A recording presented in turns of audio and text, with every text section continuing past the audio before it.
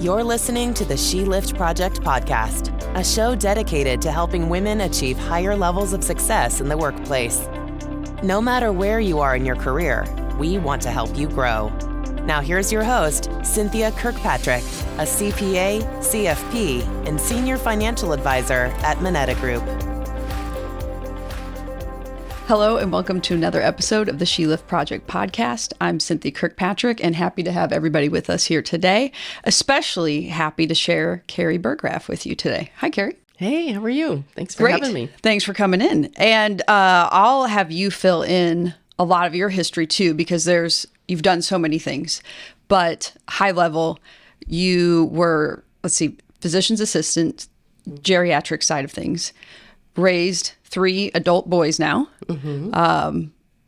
any amount of kids, but raising kids, maybe one of the most important jobs out there, but also switched to then sales, healthcare, assisting families, and now coaching sales, successful in all of those areas, on top of a lot of different awards that have and are coming your way, which by the time this airs, you'll already be having all those ceremonies for it. Top 100 in St. Louis. We were talking about some other things that you were doing. And just knowing you in the different avenues that I know you, everyone knows you. Hey, it's Carrie. Hey, oh, you know Carrie too? Of course we all know Carrie. So it was exciting. You've been on my list to have invite and join us for so long because of who you are.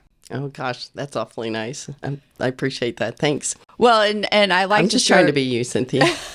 Oh, yeah. Well, one day when I grow up, I'll be just like you, if that ever happens. But funny enough, how we met was really through my husband, who heard you speaking about, it was really about financial health and all the different ways to be financially healthy, which you were coming in to talk about physical health and to say that if you're going to be financially healthy, you really need to focus on physical health, which is where that, physician's assistant, the sales, home care sales came into play.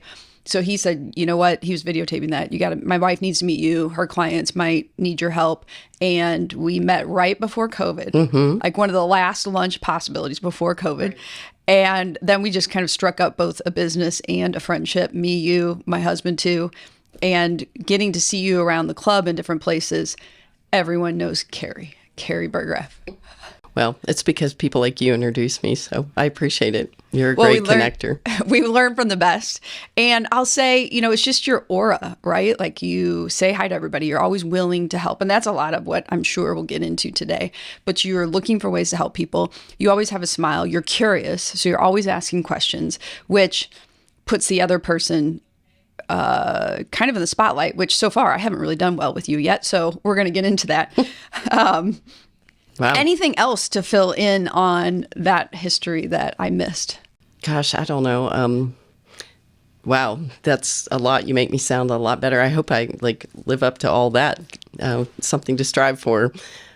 I would say probably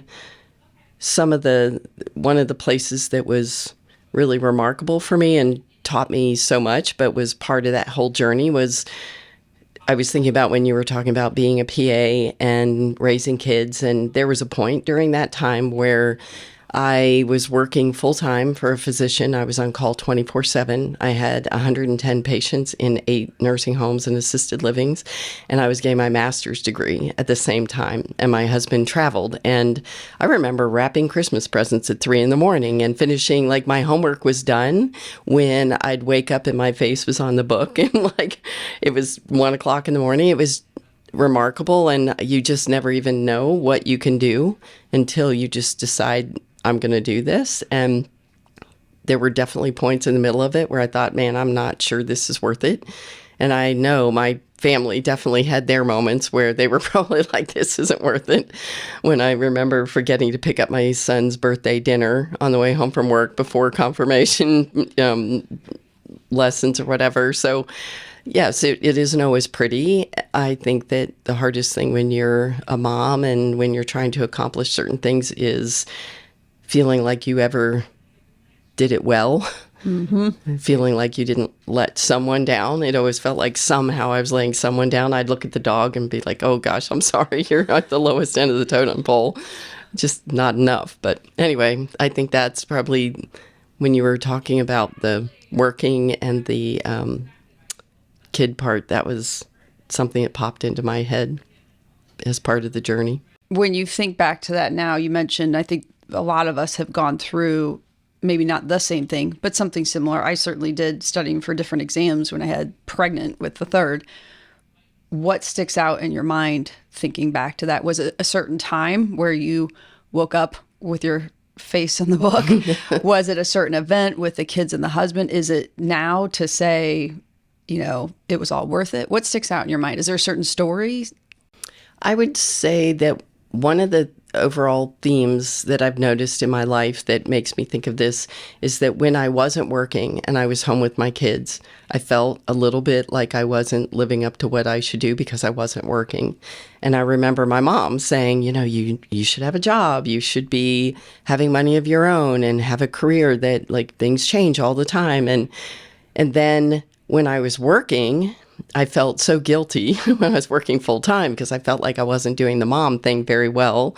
And it always felt like I was digging this uniform out of the laundry and washing it by hand and throwing it in the dryer at the last minute and having to have one of the kids wear his brother's uniform or whatever because it was just what you could do, and feeling like I was failing as a mom. And that I don't know that you ever find a place to find the right balance. And I think the thing I had to figure out was what were the top 3 things that were so incredibly important. And one of the decisions I made when I was getting my master's, I remember going to one of my kids' soccer games. And I remember the question someone asked me was, well, shouldn't you be studying? And I said, you know what? I have always been someone who tried to have straight A's. And if I get a B this time because I was at my kid's soccer game, then you know what? That's okay with me. And I think so much of it is giving yourself permission to decide how this ranks at any given moment.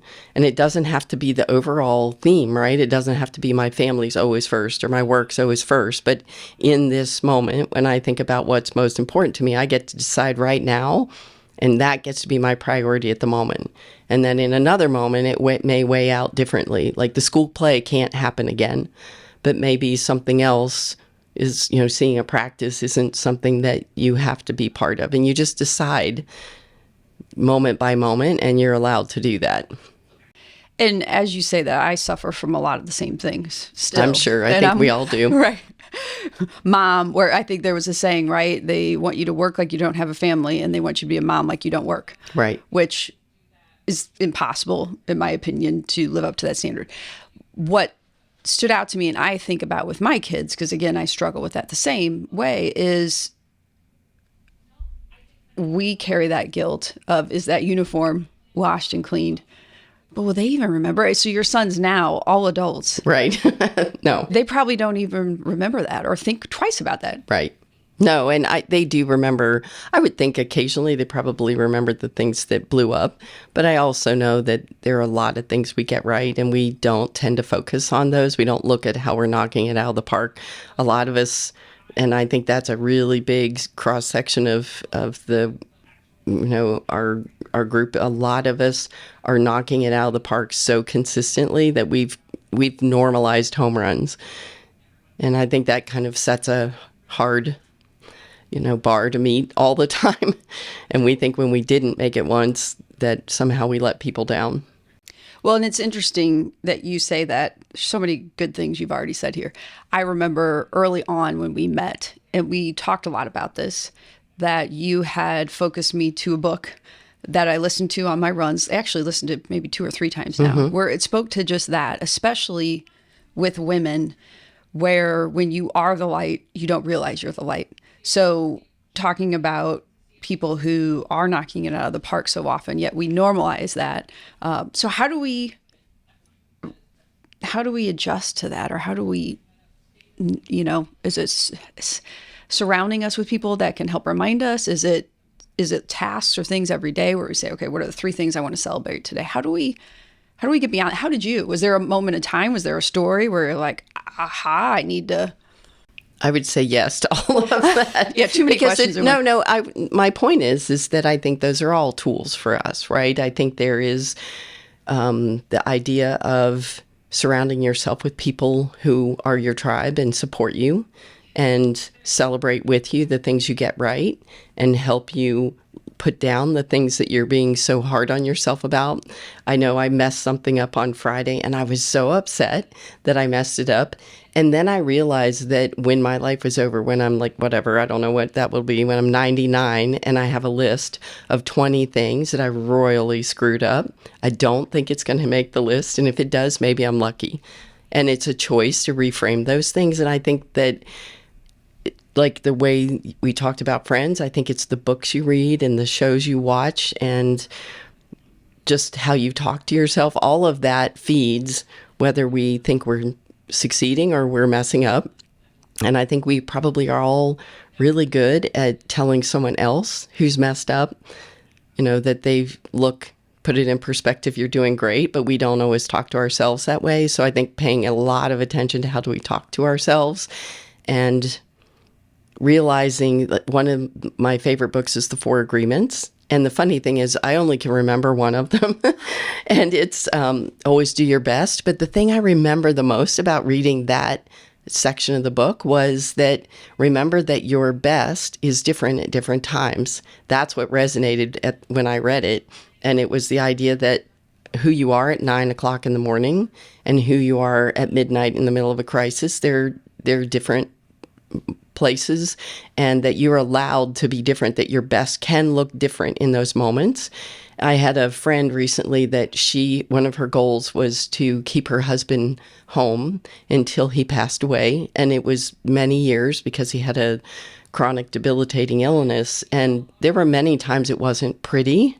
And I was at his wake and I said to her, I hope you know how amazing it is that you wanted to keep him home. And obviously not everyone can. They may not have the resources to do it personally or otherwise, but she was able to, and say, I hope you know you won. And she just looked at me for the longest moment and said, it's so funny. I would not have really thought of it that way. And she said, I think I'm going to have to think about this again in a month, but I think you're right. And I saw her son recently, and he said that was such an incredible thing to say to her because in the mess of the passing away and everything that led to it, it was difficult. And she didn't realize she was winning, but she had accomplished her goal and she gave him the best she had. There was nothing else she had left to give him. And what else can we ask of ourselves, right? So I think sometimes it's also reframing what we think winning and losing look like. Right. Do you think you learned that? You mentioned being on call 24/7, and when you were a physician's assistant, do you think that's when you learned it?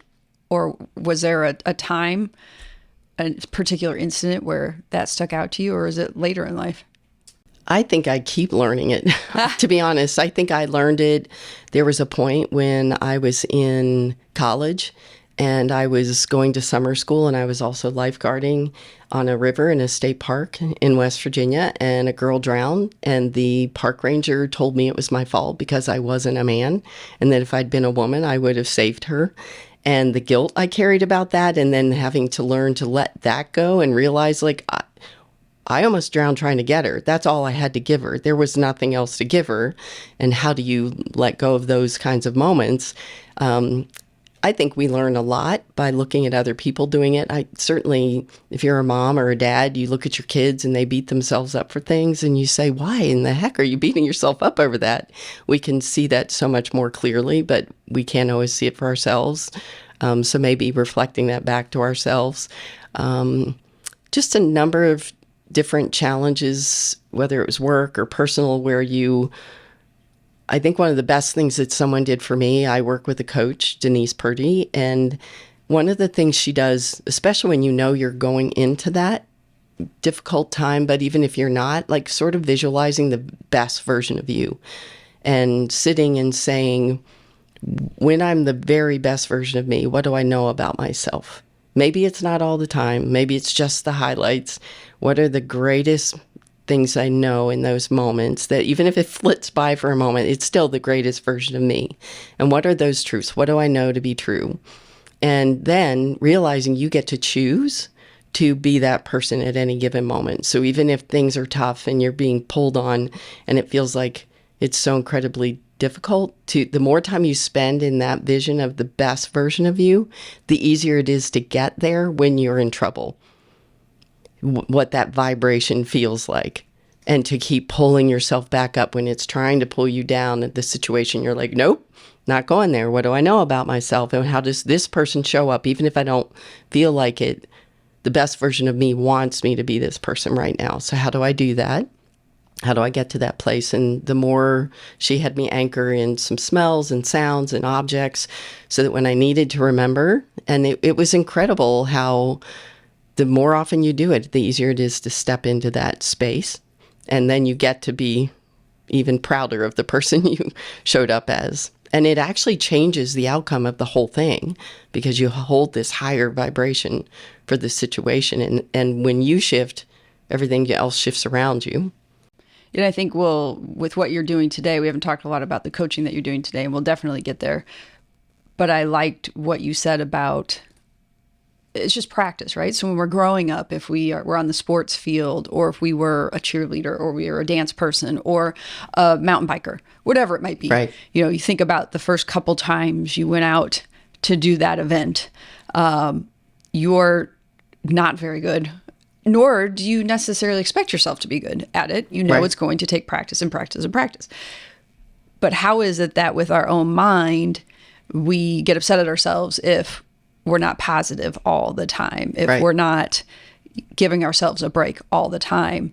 But the more we practice it, like you said, the more we'll want to go back there, the easier it will be to go back there. But also, I think that's a great idea. Use some triggers that maybe you can carry around with you. Do you have one of those? I do. That you carry around with you? I wear a ring that I did it with, and I wear a scent that I did it with, so that it's just an easy way to call it up. I have a sound on my cell phone that reminds me, and it's funny because when my texts come in, it's that sound. So it's like this almost subconscious reminder to go back to that. I think it's great when we create things that become almost automatic, because then we don't have to work at doing them anymore, or thinking of pulling them out. We've just done that. That's a great idea, even on your phone, because how many times do we get a phone and we're like, oh, I don't want to. But if you can listen to that and have just that, go back to that mindset, sit there and say, okay, I'm going to go from, I'm listening to this book right now that talks about judger versus questioner. So if we can get out of that judger mode and get into that questioner mode, what could be that trigger to remind us? And I like that phone tone that might set us there. Well, and the cool thing is if you do it enough, it's become so subconscious. You don't even have to acknowledge that you're triggering this part of yourself. Are you there? No. No. Well, I was hoping, like, maybe one day I'll get there. Good, yes. But that reminded me, because another way we connected was the book. Right. So there's a grip book that was released 2 years ago. Time's flying by too fast. It was during COVID, I think. So, and it's Owning Your Grit, yes. Right. And there were 40 women who contributed chapters of their stories about owning your grit. And you wrote about that story you just talked about with the drowning. But which is so funny, because I saw this on a TV show the other day. What's the Japanese word again? Kintsugi. Kintsugi. I saw it on a show that talked about the Japanese thought or whatnot, that when things break up, you can put them back together and they can be more beautiful, which is what you wrote about. Right. Well, Kintsugi is actually a form of art. And when something like a piece of pottery breaks, they put it back together with something like platinum or gold, and it actually increases its value. And when we think about how much stronger we are when we come out of things, and we're much more resilient. And there's actually a term that I've been playing with and reading about and trying to apply called anti-fragile. And anti-fragile is more than being resilient. You don't just manage difficult times. You actually look for how this is helping you and where the opportunity is in this chaos, and you seize opportunities. So there were businesses that did amazing during COVID because they were anti-fragile. They looked at something that was happening, and instead of fighting the reality, because I remember myself, I remember hearing about like school, the kids wouldn't come back after spring break, and spent a good bit of time saying, wait, that's not possible. But the people who did not fight what was happening, but actually jumped into it, the quicker they did that, the more advantageous the situation was for them. And I think about how amazing it would be if we took everything that was this challenge for us, and the minute we saw it said, what can I do to make this work for me? Where's the opportunity in it? And run. Like, how amazing is that? I think we've both seen this multiple places where it's not happening to you, it's happening for you. So Right. how is this situation happening for you? How is it helping you become a better version of yourself? Right. So do you think, I sometimes struggle with this because I've been through my challenges, and looking back every time I've come out better. Do we need challenges in our lives to be a better version of ourselves? Actually, that's the whole basis of the book Anti-Fragile, is that when you think about bodies at rest, they decay, and that a certain amount of stress creates fitness. So you think about working out creates fitness, that a lot of systems that aren't pushed, if they're just allowed to sit, they decay, and that we need those things so that we keep refining and staying strong, creating new pathways. That's actually where our strength lies. And I suppose the secret is not so much letting lots of big bad things happen to you, but creating environments where you have stressors that create growth, healthy stressors that create growth, so that you're more pliable when it happens. Right. Too much Obviously. all the time. Yes. Not good for the body, Right. but enough here and there with the right mindset and attack approach, and probably the right support around you. And I also think it's the mindset about what's happening, like whether you think that this is good or not, whether how you frame things. I know that it was interesting when I took my most recent job, I knew it was a big leap into an area that I did not know nearly as much as I thought I needed to be successful in my mind. Like you said, that you want to come out of the gate swinging, right? Like totally killing it. And I remember thinking that I was ready for this because I felt root bound. And I was like, I'm ready for a bigger pot. So I bought a bigger pot, right? And then all of a sudden I'm upset because I can't feel the sides and I can't feel the bottom and I don't know what's wrong. And it actually was reframing it and realizing like nothing's wrong. Just because you're in a space you've never been before and now there's all this room to grow, which is what you wanted, you think something's wrong. So reframing the thought of actually nothing's going wrong. This is exactly what you wanted. And you coach sales. Again, we'll, I'm sure throughout this, get a lot deeper into that. Do you see that a lot? Every single day. It's so funny because I have people who, when they hire me, they can. I mean, obviously, I can help them with sort of identifying their ideal client and how do you create a strategy around that and how do you capture it in your CRM and how do you speak that in the field so that you're having better meetings and closing more business. Sure, we do that, but I would say that probably 75% of the work I do ends up going back to what they're thinking and working with how people are thinking and what their mindset is and what belief makes them feel when they say I'm struggling. It almost always, if we trace it back far enough, is coming into where their head is. I can't ask for that business. We're friends. That's going to make someone feel awkward. All these interpretations that we have about that. Or I'm not succeeding if I didn't close every deal. I see it all day long. Well, and I'm sitting here thinking, because I'm in business development, so yes. Right. But then I'm also thinking, and in all life, Yes. like being able to ask for help, being able to this or that. So I remember you told me a story one time, you were helping someone in the home care field, right? It might have been right after you did the switch to sales, and you were helping him in the area that you were just in. And if I remember right, there was one thing in the sales or helping people to go specifically what you're trying to sell, but you had helped him make that leap of asking more questions and what else can I help that's not in the scope of what I do, but it's in the mindset of helping. and building that relationship and then breaking it out even further, which I would imagine that's what you bring to all your relationships of people that you're helping, is kind of that thinking beyond what's right here in the zone. I don't know. That's a question, but not a question. So is that a key to what you do, or is that what helped you be successful in, because I think you wrote down here, you were consistently in the top 5 in sales for the international home care company. So is that what sets you apart, thinking beyond that? And is that what you coach? Yes, I actually coach a lot of people that when you stop selling what you sell, you will sell a lot more of what you sell. Because first of all, people want to do business with someone that they know, like, and trust. That's a familiar saying. But what does that actually mean? What does it mean to know someone and like them and trust them? And it's that they don't come in with their agenda. So I think if you go back to the mindset thought, is that whoever you're sitting in front of, undoubtedly there's something that you're going to have to offer them that will be helpful. It may be what you do, but it's entirely possible it's not what you do. But if you I coach a lot of my salespeople to go in and pretend they're almost like reporters, and they're collecting information and they're trying to understand the story and where the problems are, and kind of think through what the answers might be and offering them answers.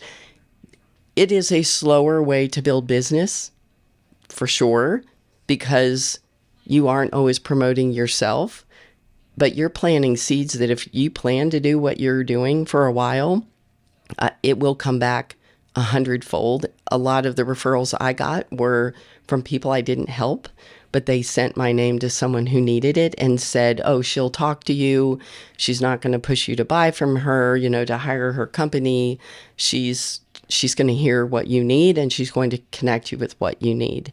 And I think it goes back to the mindset of I am going to be successful as a human being, regardless of what happens in this meeting today, because I've already determined who I am and what I am, and I know what my life will look like because I'm setting my vibration to that. I'm going to almost like create that environment myself. So whether today's deal closes or not isn't the thing that will define me. And as soon as what I call being unattached to the outcome happens, that's actually the most amazing place. And I believe we know that only about 8% of what we communicate comes in the form of words. The rest of it's your tone, your body language, and the energy you bring into the room. And we all know that if we thought we were going to lose our job, we come into that meeting where we're supposed to close business a lot differently, much more urgent, pushing people more. I think we come into interactions where if we're I always noticed, and I learned this kind of by accident, that when I was doing great in selling home care, I sold so much more home care because I was very relaxed and open and I didn't need the business. But as soon as my numbers started getting lower, and some of things just fluctuate naturally, it doesn't mean you forgot how to do your job, but then you have this time where your numbers are down and you're feeling threatened, and like the way you show up in the meeting, everyone can feel that energy whether you're speaking it or not. So I think that clearing your energy, that's another big piece of what we talk about, is before you walk into this meeting, clearing your energy, getting really clear about who you are and what you offer, and that you will be fine and safe no matter what happens in this meeting. That just gives a completely different vibe in a meeting. Has there ever been a time where you went into a meeting like, okay, there's no way this sale or this relationship's going to happen, but we're going to have this talk anyway. And then you went into that energy, and I don't want to say they turned, but they became a client pretty quickly because of just that letting go, everything you just said there. Well, and it's funny, I've gone into meetings with people, networking meetings, where it really was with someone who was very successful, had sort of checked a lot of boxes in that way. And I just was wanting to pick their brain and say, this is what I do now. If you were me, like, you clearly have done very well for yourself. If you were me, who would you talk to? And what would you say? And they said, you should talk to me. And I remember, like, the first time it happened, like, being shocked at being like knocked back in my chair, because I'm like, wait a minute, you're a $750 million company. Why would you say that? And they said, well, because no one's doing it like you are. Like, what do you mean? And they said, oh, well, no one's doing the coaching the way you do. And I'm like, okay, but why me? I'm like relatively a small fish in a pretty big pond. Your company could hire anyone in the world. And so, like I said, no one's doing it like you are. I'm like, shocking. Like if you come in just open to, hey, I'm just here to learn a little more. I trust that you have things that you can teach me, and I'm just going to listen about you, and we're going to talk a little bit, and just being unattached to that, it's shocking. I think that pushes so many things in my body, right? Because early on in attempting to work with people or build the network, I thought, I can't ask anybody to spend their time with me unless I know I have something to give them, whether it's business, a contact, who knows what else. But I also struggled with, how do I know how I can help them if I don't meet with them in the first place? So I'm telling myself, don't meet with them unless you know, but I can't know unless I meet with them. So how did you do that and or get, I mean, I don't know that you ever faced that, but how do you do that when you reach out to somebody? Hey, you're successful. I would like to learn more. Right. Can we meet? Right. Is it that simple? Yes, it is that simple. That's what's crazy. And it was because I decided I just wasn't planning to ask them for anything. I just really wanted to, especially when I started this job, was still figuring out how to do it. Had no track record in this job of being successful. No reason to, other than just, I don't know, blind faith that I was going to figure it out on the way down. And if I really believe if you come into that meeting just curious and you really do just want to learn and offer what you have, I've had some of the most amazing conversations that I had no idea were going to happen. And I try to trust that regardless of what happens in that meeting, somehow it's going to serve me and I'd like to serve them, and I'm not going to get attached to what that looks like. So I've found sometimes it's that I'm recommending a book that they say, oh my gosh, that was such an amazing book. It changed my life. It might be a business opportunity. It might be like where I get a custom suit made. Who knows? It's just, or a friend who could use what they offered. Who knows? But just trusting that the universe is delivering exactly what you need at the time and what that person needs, and just being open to it. So women or anybody out there who's looking to meet more people, build your network, because again, who knows what the universe will bring. Don't be afraid. Get beyond your fears or your, maybe what we talked about earlier, almost that perfectionistic side of it. Has to be the perfect meeting. I have to be able to give them something, that sort of thing. Get beyond that and just put yourself out there and ask. Well, it's interesting if you study the light and shadow archetypes, there's a lot more information about that. But in particular, in the shadow archetypes, there are 4: victim, child, saboteur, and prostitute. And what you were talking about was the prostitute energy, because you're coming in saying, I don't have that much value. I kind of have to give myself away. Why would they see me as valuable? I'm not who they are. You're kind of selling yourself. And when you feel like you don't want to make someone feel awkward, you can't ask for that business because maybe you aren't as valuable as they are, that's that energy. So as soon as you feel a value question coming up, it's almost always in that energy. And the first piece is recognizing it when it shows up and then dealing with it, because it's one thing to recognize it, it's another to understand your value and to make the shift that allows you to understand your value. So then you go into one of the highest light archetypes, which is lover. And all of this sounds, I know with some of these words we attach a lot of meaning to them, but in terms of just loving yourself and being in the highest version of you, it's the best gift. To me, you are brought here to live out the best version of you, and that when you do, you are the greatest gift you were intended to be. So why would we not want to cultivate something that was supposed to be a gift, and the higher you developed it, the bigger the gift could be to the universe? I always think it's interesting because self-care is such a buzz phrase right now. And I think even for me, that kind of gives me this funny feeling because it feels like luxury and spoiling. But if you said, well, now we're going to talk about your car and we're going to change the oil and rotate the tires and, fix flat tires and we're going to switch out the brake fluid, whatever, no one's going to question that because it keeps the car running. So rather than self-care, instead of being indulgent, I think if we put it in the phrase of maintenance, so what if we worked on that car so that it got as fast as it could go because that was what it was built to do? Then how are you not almost obligated to do that? So much going on, because I think as a mom for so many years and a wife and whatnot, that was a difficult thing it felt selfish. Yes. To say, that might be the best word, and guilt.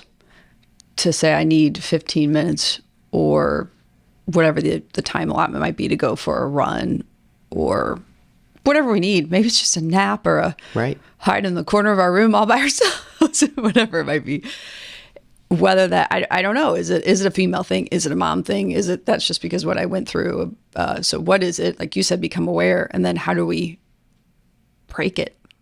I think it's all of those. I think that we see it especially in women because I think women are socialized to be serving, there's a lot of praise around a mother who almost bleeds to death, who gives so much of herself. I mean, we get praised as women for, oh my gosh, look at that mom. She does everything for her family. There's a lot of praise built into it, just like overworking gets praised. And people will say, well, you are more than just what you do. You are a being and you are worthy just for being, but we find our worth in doing. Well, that may be something important for us to learn, but everything about the world reinforces the idea that if we're doers, we get a lot of rewards for that. So it's hard to fight something where there's a feedback mechanism that says, yes, keep doing it. So your family's going to keep saying it. Your job's going to keep saying it. Your culture is going to keep saying it. So that can be tough. I'd say that one of the greatest perspectives I got on this was when I was in home care, because what I would see, and even as a PA working in geriatrics, I would see a couple, and one person had an illness and the other one was the caregiver. And the caregiver would give to the point that the patient, so to speak, the sicker one was getting food, was getting sleep, doctor's appointments, maybe exercise, getting what they needed, but the caregiver wasn't, because they were too busy providing that and being alert all the time to it. And I actually said this a lot when I sold home care. I would say when I was a PA, I buried more caregivers than I did patients, because the patients were getting what they needed, but the caregivers weren't. So even now, like when I sold home care, I would sit in front of a couple and you'd see the caregiver really burning out. And a huge piece of this was shifting the paradigm by coming in and saying, gosh, what an amazing job you've done. Look at what you've managed for all this time. Why do you think your daughter asked me to meet with you? And it was usually, well, she's worried about me. Well, what is it that she's worried about? Well, she's worried I'm going to get sick. I'm like, okay, well, what is your vision for how you'd like to see things play out moving forward? And she's like, well, I'd like for us to be able to stay home and the whole time. Okay, what do you think might get in the way of that? Well, if I get sick. I'm like, so who is the most important person in your husband's life? And they would always say, well, I am. I'm like, oh, okay, so any kind of support you get, whether it's home care or otherwise, it isn't a luxury.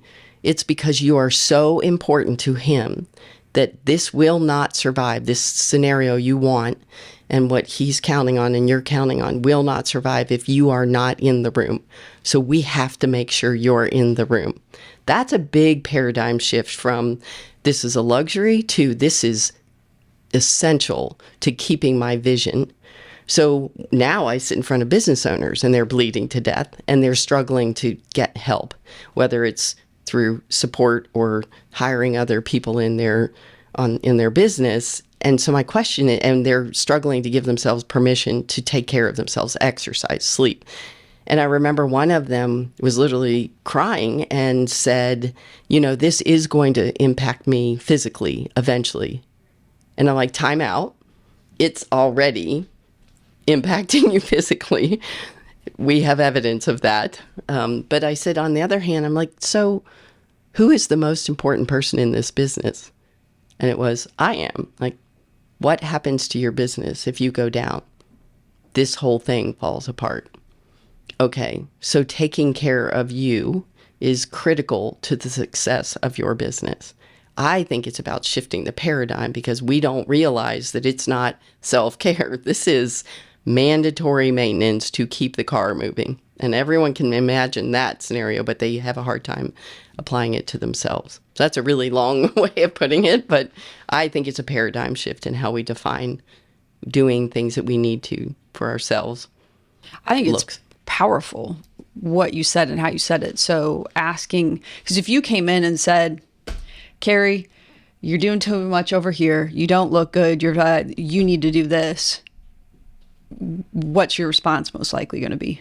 Well, there's going to be a lot of resistance around that, yes. But how you did it, whether it's in sales or life or whatever it might be, you asked a series of questions to get them to think through the process and visualize, oh, if I don't do this, this happens. If I don't, oh, you're right. And it's not about you getting to where you want to get.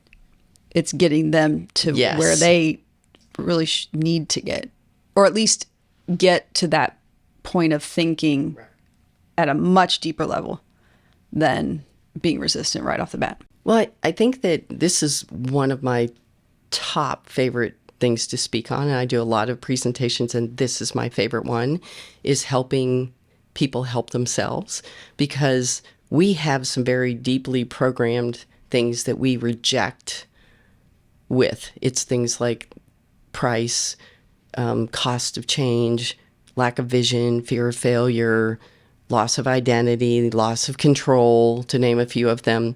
And what I have found is if I just ask questions, so when I do the presentation, there's usually a question to sort of unearth whether this is showing up. Because when people are pushing back on you, you almost always know what you have to offer them would be helpful. If you come in clean and you're like, look, I'm just listening for if there's something that I might be able to help with in any way, you usually know if what they need is you. But they will say no for a lot of different reasons. And there are questions to ask that sort of work through their priorities. So I don't know if you have time for a story around that. Yeah. But there was this guy who called me and said, you know, this case manager at the hospital had given him my name and said he should call me about his mother, but he thought it was a bad idea. And I said, okay, well, thanks so much for calling. Did you want to tell me a little bit about your mother? And he said, well, she's in skilled nursing and she was just diagnosed with stage 4 COPD and she was just put on hospice and she wanted to come back home to where his father was living in the home. And I said, I'm sorry to hear that. That's a lot for you to deal with. You said something really interesting. You said, this is a really bad idea. Can you tell me more about that? And he said, well, she has everything she needs where she is. And I said, well, what does that look like? And he went through all the things they do for her. And I said, well, okay, so we do that every day. So I'm not worried about that piece. What else bothers you about this? And he said, well, this would cost about twice as much as where she is now.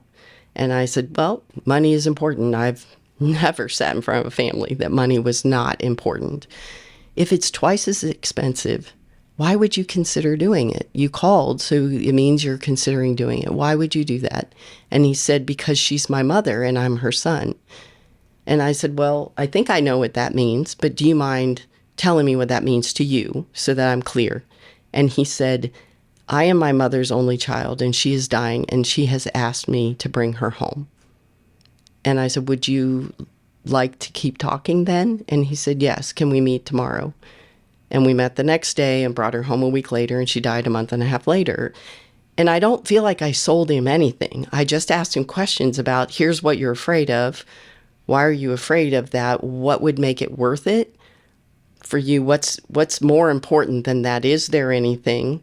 And identifying, because a lot of times people just have all these fears and they don't understand their priorities and how getting beyond the fear actually meets their priorities. And that's how they can claim the priority. So I think the questions help people understand their priorities and get past their fears. Right. Because it seems in those situations, so many different, I just imagine walls shooting up right in front of you, Right. trying to turn and you don't know where to go. And that line of questioning, what you did there and what you teach in sales coaching is how do you get those people in those situations to either, okay, this wall's in front of you, let's try something different. What if we walk around the wall? Trying to see a different perspective that they're too clouded, too clogged up. They can't see. Well, and it's like, tell me about the wall. Why does the wall exist? Is there anything more important than the wall? Would you like to move the wall? Like that, it's really an invitation to work through that thought process. That's all. And you're just giving them permission to talk it out loud with you. And I think that's my favorite thing, because I have had people where when you had that meeting, there was nothing more important than the wall. And it's like, okay, that's fine. Absolutely. How can I help you find the thing that doesn't have that wall for you? I've heard you go through similar situations several times, whether it's by the pool, wherever, and I'm always amazed at how fluid and smooth you are. Oh, gosh. To go through those questions. How did you get there? Is it practice? How did you figure this all out? You know, it's funny. I was really lucky to go through 2 years of Sandler training, but it makes sense because I'm a PA who started selling, and it was like, well, what do I know about sales? Really nothing other than selling my mother's hangers to the neighborhood when I was a kid. But it was interesting because they taught me to ask a lot of questions, and you had a lot of permission to be curious about it. And I remember them saying when I came in, wow, you're a natural. And I said, no, actually, I'm a PA. I've spent my career walking into rooms saying, tell me what hurts. Tell me about the pain. Where does it come from? What else do you notice? What have you tried? What's worked? Here's what I think's going on. Here are my suggestions. It's up to you to choose. I actually am doing the same job I did then. And I think the greatest permission that a business owner or someone, particularly a business owner who has salespeople, is to give them permission to not gun for the sale every time, because the energy is completely different. The trust they build is completely different. The integrity, it's kind of the whole basis of the book, Integrity Selling, is just doing the right thing.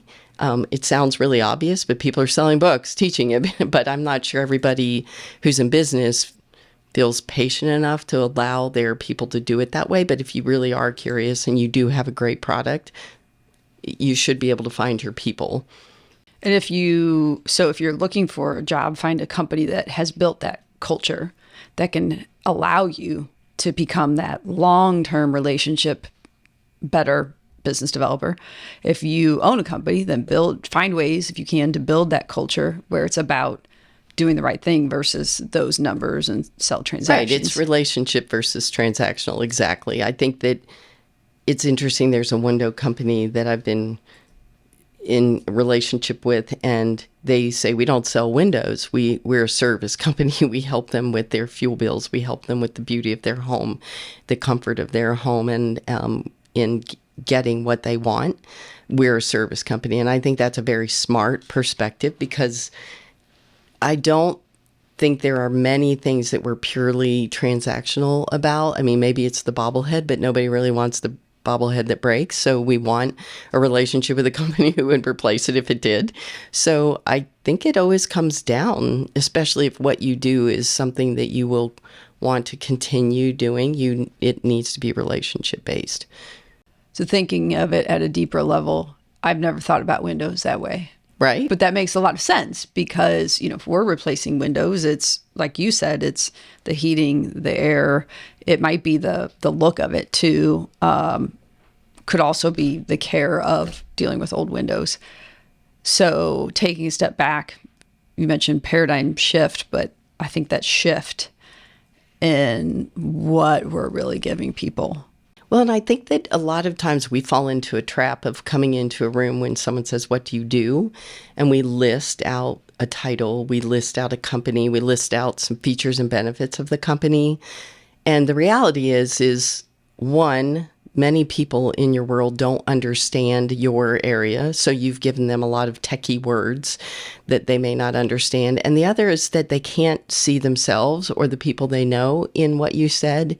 So I always encourage people, if you're going to come in and say what you do, of course, you say your name, say who you work for, maybe your title, and then tell them about the last person you helped and what you did, like what kind of company they were, what their problem was, what you did to help them, not how, but what you did to help them, and then the impact it had on the company.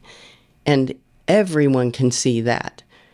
So there's an IT company that I was working with, and the initial phrases were things like, we solve problems, we're solution oriented, we take away the pain points with IT. And I was just like, I can't see that in my mind. I don't know what that looks like. I don't know when I come across your person what they're complaining about, so I can recognize when to send them to you, or if it's me.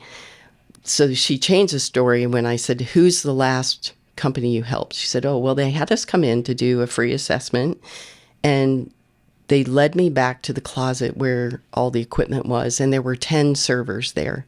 And when we did the assessment, they actually only needed 5, and we were able to cut their bill by over half and make their system run a lot more smoothly. Okay, I know what that looks like. I know whose person, who needs you if they say, yeah, it was moving slowly and overpaying and really didn't understand their system. Tell a story, because then people recognize your person, and ideally, they also recognize themselves. I feel like I'm having this aha moment in this meeting right here, because I struggle with that, right? What do you do? Well, I'm a financial planner. What the heck does that mean? That could mean all sorts of things. So sometimes it's like, oh, I'm a CPA who's a financial planner. At least people recognize CPA, but then they also expect it to be a boring conversation. You could Not never all be of us boring. CPAs You are, could never are be the boring, bean counters. Cynthia. So I know people have told me before, pick a story, tell that story. I don't know why it hasn't really resonated with me before this, but I think of 2 recent instances where we saved a client a lot of money on their taxes, caught an error on the return, the preparer fixed it, and probably in one instance got $25,000 back that they would have, because of the nature, and this is getting too technical, so I'm going to try to remind myself, not everybody likes this as much as I do, but they would have paid that money again in the future because of where it was located and rolled over and all those sorts of things. So we saved them $25,000. So if I can come into a conversation and say, we're going to talk after this again. Sure. I'm a financial planner. We look at everything. One of the last instances was a client who blah, blah, blah, Yes. blah, and go into those details. Yes. And what's really neat is if you think about what you do and the different either industries you help or the different kinds of clients or maybe the different services you offer, and you think of a great story that's affiliated with each of them.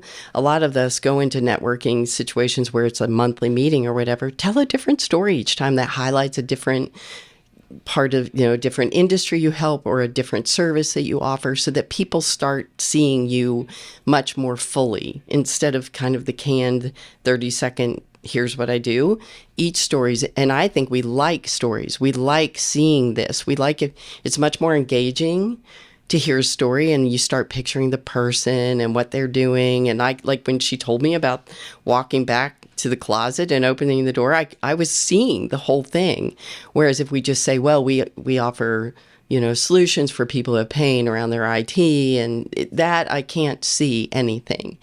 So I think that if you create little stories, vignettes that you get to share, you get people in your brain seeing your world.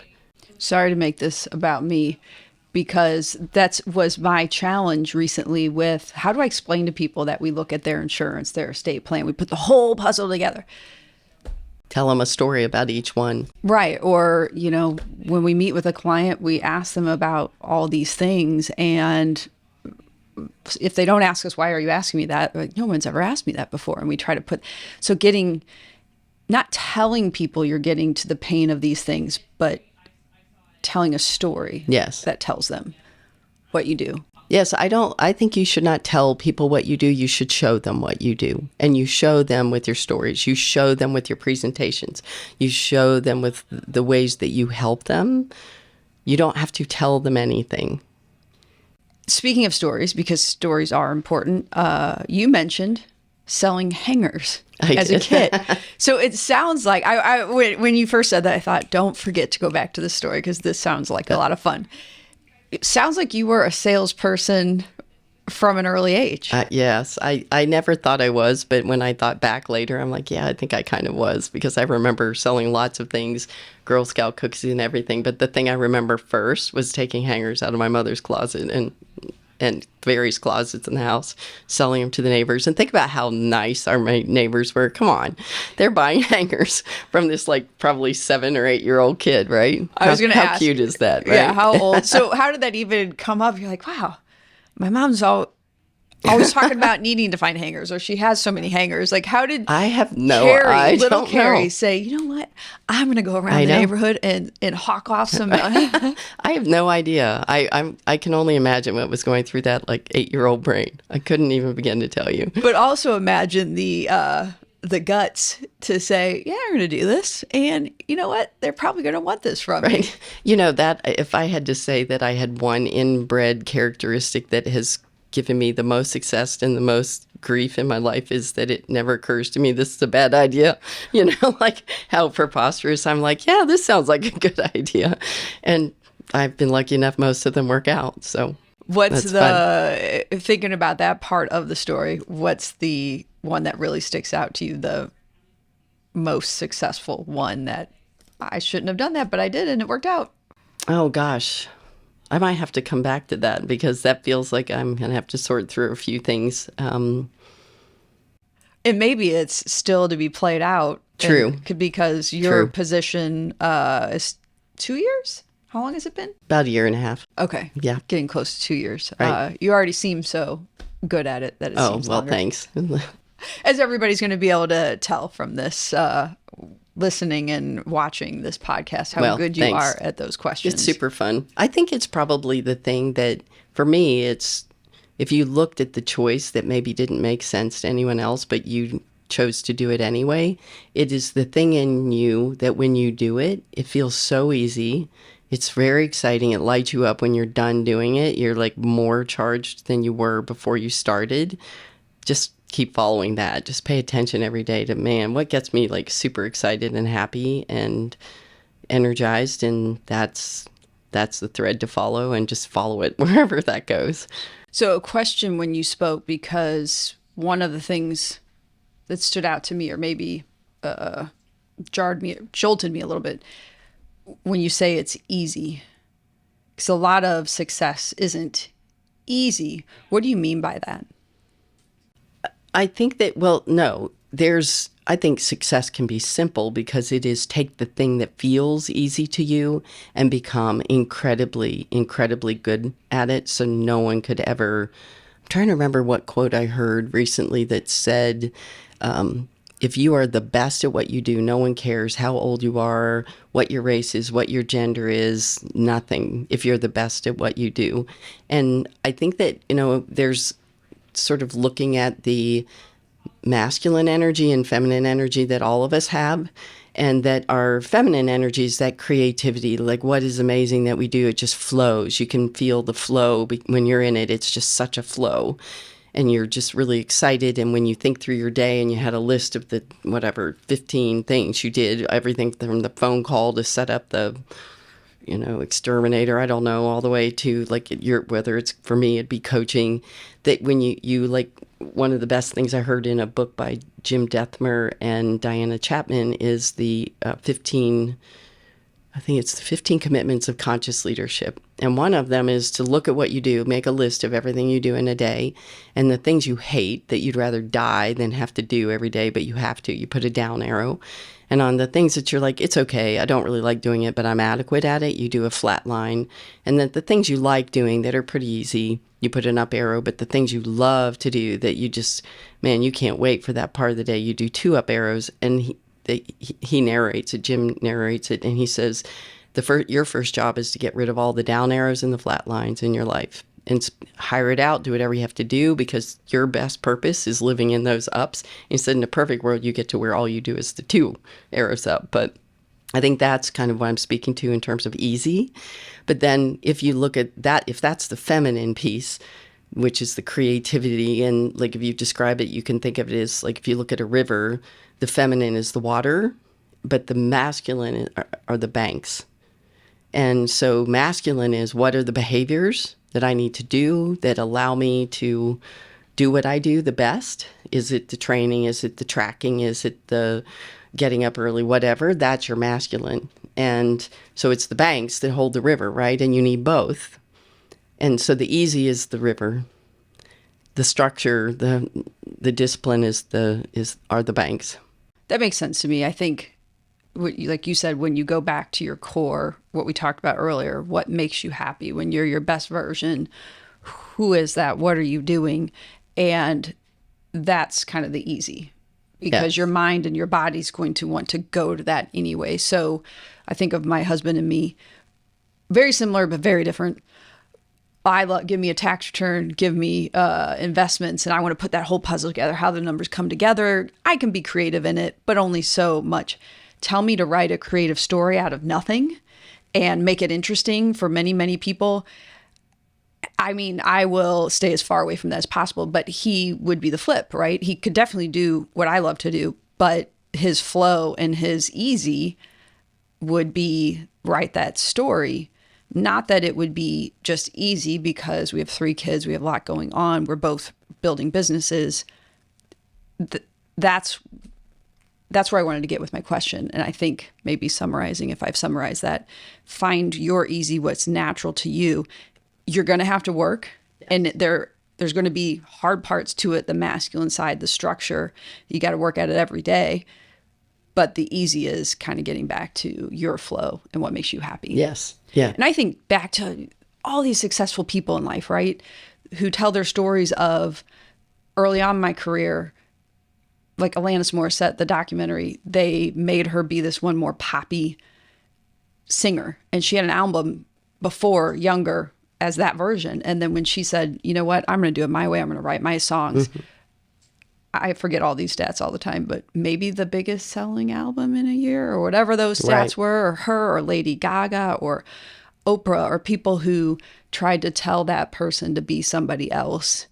It was hard. I'm sure all of them would tell you it was so hard to be successful, but they couldn't have gotten where they were if they didn't find what you called their easy, what was natural, who they really were. Well, and then I think that part of the reason that we don't do that is because we're afraid that if we stick to that, then we're going to miss out on people. You're not going to sell as many albums. You're not going to have as much business if you don't make yourself more generic. But the problem is people get confused when they're around you because they don't really understand you, because they can't lock on to, if you're trying to serve everyone, you don't have a sense of what you do well, who you serve. There's not a story. There are too many stories, maybe.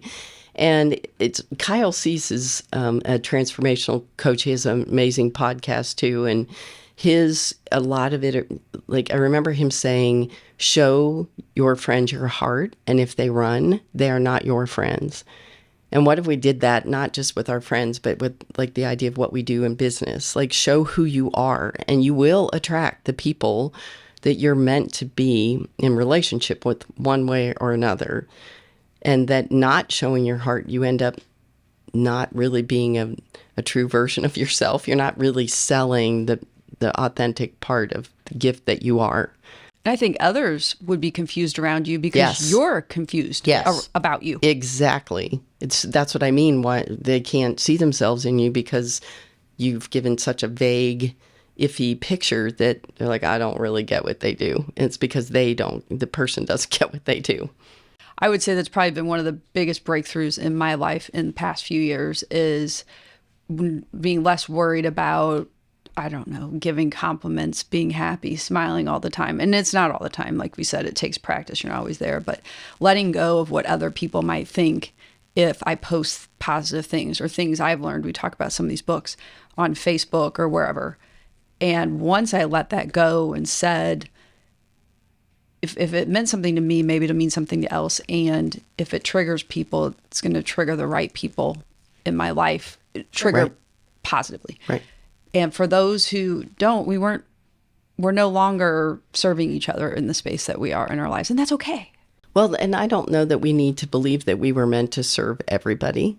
So there are people we're meant to interact with and people we aren't. It's okay. It doesn't mean something went wrong if there's not that resonance there. But one of the things I really enjoy are your videos on Facebook and your running videos, and you have great messages. And the thing is I know that you could have said, is this boastful? Is it too egotistical for me to put these videos out here? Am I assuming that I have something to offer someone? And that's ridiculous. You will attract the people you're meant to attract, the people who needed your message. And sometimes we avoid it because we are afraid of getting criticism. So what would that mean for us? What, somebody's going to say, aren't those videos silly? Well, that's actually more about them than it is about you. Somehow your video's triggering them, and they should get really curious about why. What belief do they have inside themselves? And it may be just that people aren't supposed to promote themselves. Or if somebody's doing that, they're more successful than me, so I should feel threatened by that. But it always comes from a belief inside us when we get triggered. So if someone's being triggered by you, that's their work. Just do your thing. If it feels like, again, if this is a thing where you're like, I can't wait to take my run and do a video as I do it, and I just love talking about this, then you're in your up arrows. And you just keep doing it, and you'll pull your tribe in. It's amazing you said that, because those videos, I don't know, somewhat silly, but I guess to be real, I've learned something and I want to share it. And yeah, it might be freezing cold. I have no makeup on. My hair looks crap. I've got snot running down my nose in the winter, but I wanted it to be real and to share something. And I don't do it often. So you and one other person have said, no, we love those. And I just think I'm so unpracticed. I retake it twice, but now maybe I'll do it more. Well, and what I love is it speaks to what you value, which is being real and authentic. And the people that you will draw to you will be real and authentic. And if that's what you value, isn't it amazing that you'd pull people into your life like that? And Denise, my coach, likes to say, pay attention to who you're pulling into your life, because it's for better or worse, it's the noise that you have going on. It's what you're putting out there. So if you're pulling in amazing, real, authentic people, that means you're being really true to your values and your message is really clean and clear. So keep doing it. Wow. I wasn't expecting to take away. I was, but I wasn't. You've had so much information, both personally that was helpful, but also I think abroad of life, work, business, etc. So I know somebody's going to hear this or watch it and say, what she said there, or her message is exactly what I need. So how do people find you and where? Gosh, thank you. I appreciate it. They can always go to LinkedIn to Carrie Burggraf, and it has my credentialing, so it's MSPAC CMC. So if there are a lot of initials afterward, just because of my master's as a PA, and I'm certified as a geriatric care manager. So that if you look for CARRIE, and then Burggraf is BURGGRAF. There aren't a whole lot of those, but so LinkedIn, I'm on Facebook. You can also look up the business I work for, Wide Awake Business. You can find me that way, and I don't know, they can always reach out. You can find email, phone numbers that way, right, to reach out to you. Right. Perfect. I'm glad you spelled your last name too, because I was going to jump in. I was like, geez, 2 R's, so that's perfect. Well, and I believe in, even if someone said, I don't know that, this isn't about, call me because you necessarily want to work together. That's not how that works. If we haven't talked about anything else on this, it's one thing that we have talked about is look, if it just feels like it resonates, maybe we should meet just because it resonates. Explore and see if it should go any further. And knowing you're always willing to offer help or bounce ideas. And so absolutely, that's what you're here for. Again, like I said, don't tell people what you do, show them what you do, right? And you just did a lot today. So thank you for coming and filling us up with all good stories and tidbits and information. I know I'm going to take something away from this, and I'm sure others will too. Thanks. My privilege. Thank you, Carrie. Take care, hon.